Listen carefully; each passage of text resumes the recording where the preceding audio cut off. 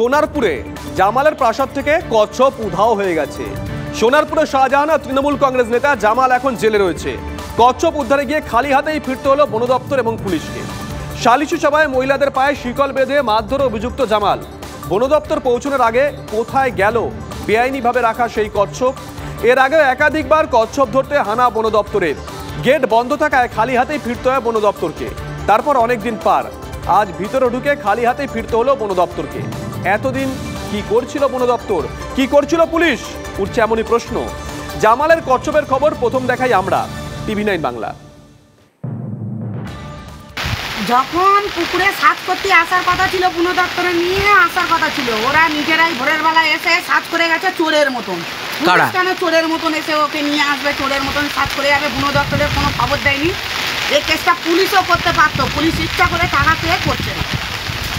আর এই যে কচ্ছপ পেল না, উধাও হয়ে গেল, সেটা নিয়ে কি বলেন? কচ্ছপ তো পুলিশ নিজের থেকেই সহযোগিতা করে বার করে নিয়ে গেছে। কচ্ছপ কেন, মেশিন পার্ট, টাকা পয়সা ওর ওখানে সবই ছিল, ওর আন্ডারগ্রাউন্ডের মধ্যে সবই ছিল, সবই তথ্য দেওয়া হয়েছিল। পুলিশ নিজের থেকে বার করে নিয়ে গেছে। পুলিশ ওর সহযোগিতায় আছে, পুলিশ সহযোগিতা করেই মাল বার করে নিয়ে গেছে।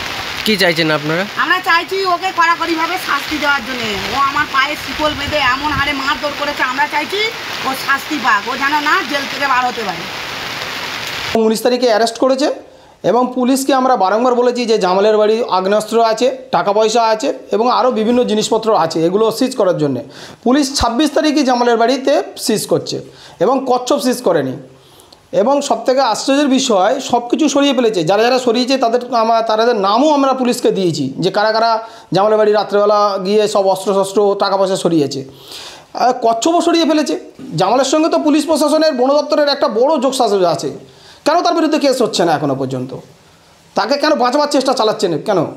আমরা এই নিয়ে আমরা উচ্চতম আদালতে যাব।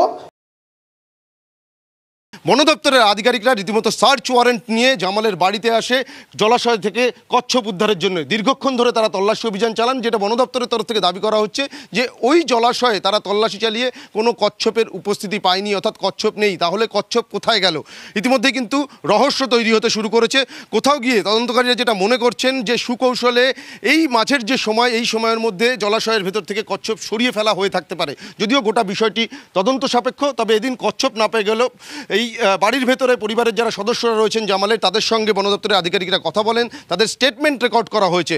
এবং যেটা বন দপ্তর সূত্রে আমরা জানতে পারছি যে পরবর্তীতে এই সমস্ত তথ্যের উপরে ভিত্তি করে তারা ওয়াইল্ড লাইফ অ্যাক্ট 1972 অনুযায়ী পরবর্তী যে পদক্ষেপ রয়েছে সেই পদক্ষেপ নেবে। এবং বন দপ্তরের আধিকারিকরা তারা যে পরিস্থিতি দেখেছে সেই পরিস্থিতির বিস্তারিত তথ্য তাদের ঊর্ধ্বতন আধিকারিককে জানাবে, এমনকি সোনারপুর থানার পুলিশকেও জানাবে। কিন্তু এখন যেটা প্রশ্ন বা রহস্য, যে কচ্ছপের উপস্থিতি দেখা গেছিল জলাশয়ে, সেই কচ্ছপ কোথায় গেল?